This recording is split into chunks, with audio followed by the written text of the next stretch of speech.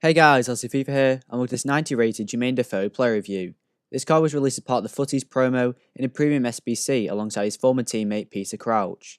Although I tend to avoid doing SBC only cards, the fact that this card looks so good and it only costs around 30k to complete, I thought it'd be worth doing a review on him. Anyway, since my last video, my team has had a bit of an upgrade thanks to all the cheap SBCs available and a bit of decent pack luck. Start with Begovic in goal, Aurier, Bailly, Socrates, and Timothy and Robertson in defence, Gay, Foot Birthday Sissoko, 86 Ramsey, and 94 De Bruyne in midfield, with Defoe and 86 Son in strike. Defoe is 5'7", with medium attacking and low defensive work rates. He's got a 4-star weak foot and 3-star skill moves. Looking at some of his key stats, he's got 95 acceleration, 96 attack positioning and finishing, 97 shot power, 89 short pass, 95 agility, 99 balance, 96 composure, 92 jumping, and finally 88 stamina. So, moving to the game clips, I'll start with his positives, the first one being his pace. Defoe during his prime had decent pace for a striker. 95 acceleration means that he hits his top speed very quickly, and he's great at bursting to full sprint to break away from your opponent. Although his sprint speed is a little lower at 89, his overall pace at 92 is still great for a striker, even at this point in FIFA. Next is dribbling, which is great at 91. With him being quite small at 5'7", the 95 agility and 99 balance allows his card to have a lower sense of gravity, allowing him to instantly turn on the ball without any delay or causing Defoe to have a bad touch.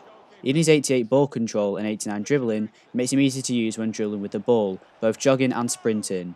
I think his 99 balance is part of why he doesn't feel super weak on the ball, as he was able to hold off some players attempting to tackle him more than I was expecting him to.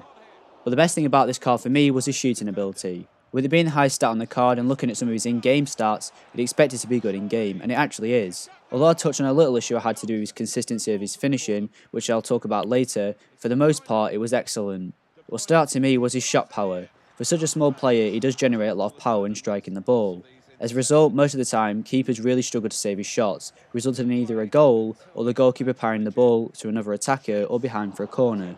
This is also a reason as to why he's so great from distance. 88 long shots alone is a decent stat for a striker, but adding this 97 shot power to it makes him really accurate from range. I've scored some incredible goals with this Defoe card from outside the box, including the use of finesse shots. His attack position and run making ability means that he's always pushing the back line and tries to find gaps in the defence that he could exploit. Whilst using him, I always notice that he constantly makes little runs that allow you to have many chances in on goal. If you are passing the ball into him using a decent cam or striker with good passing, you should expect to score multiple goals a game with this card. Next is passing, which again for me was great. It's kind of a hidden stat on the card with it being rated at only 80. However, if you look into the in-game stats, he's actually got decent passing ability, which is let down by some stats which for me aren't that important for a striker. His 87 vision and 89 short pass means he can make some accurate 1-2 passes under pressure from defenders. He also has 89 free kick accuracy, which is a bit of a hidden stat.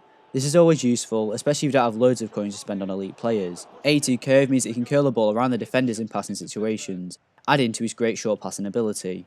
Something that surprised me about the card was his aggression, and the way he tackled to get the ball back. Although his aggression is fairly average at 77, he was constantly trying to win the ball back from the opponent. This is noticeable when he initially gets tackled by a defender. If they take a bad touch, Defoe will be straight after them to try and win the ball back. His weak foot was also decent at 4-star. Although I didn't get a lot of chances to use his left foot, it was still decent enough when it came to passing and finishing inside the box. Defoe managed to generate a similar amount of power and accuracy to his right foot, so overall I'd have to say that you can trust it when you need to. The final positive was his stamina, which is fairly high at 88. Although it's not completely maxed out at 99 like you'd prefer, I'd still consider it to be elite tier. I managed to use him for 2 games without using a fitness card, and I even went into extra time on a couple of occasions, which he still was fit enough to perform at a high level in. Consider the fact that I was mostly passing the ball to him in attack. If you use him as a normal player in your team, he should be fine and fit enough to last a full 90 minutes. So moving to the negatives, the first one being his 3-star skill moves. As with most players in the attack, it's always ideal that they have at least 4-star. With him only having 3-star skill moves, it makes it a little more difficult to beat your opponent, as you're mainly relying on just his pace and dribbling ability to work your way to goal. The next negative was his sometimes inconsistent finishing. This is a bit of a strange one because most of the time he's fairly decent in front of goal. However, I noticed that he liked to hit the post more than most players, even from really close range. There's one chance where I crossed the ball in and he's only a few yards off the goal. However, he managed to hit the post from what should be an easy finish.